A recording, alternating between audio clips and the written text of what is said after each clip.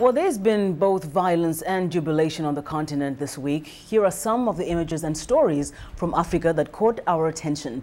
VOA's Paul Cisco reports. Thousands of people gathered peacefully Monday in Madagascar's capital Antananarivo to honor at least 28 people killed in anti-government protests.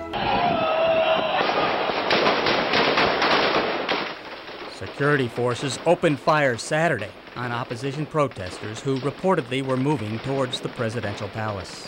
In Kenya, new concerns about hunger.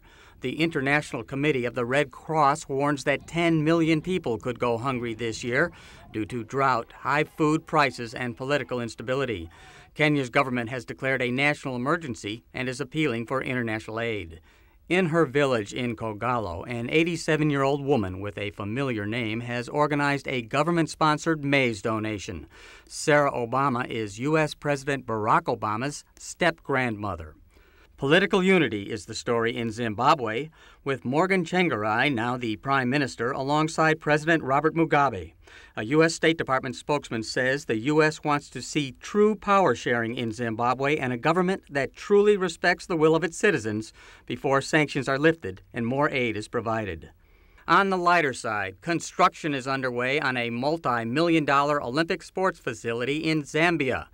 The Lusaka project is part of the IOC's Sports for Hope initiative to improve sports facilities in developing countries.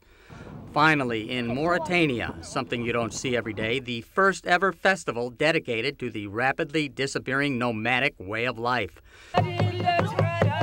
Complete with music, dance, and traditional camel races.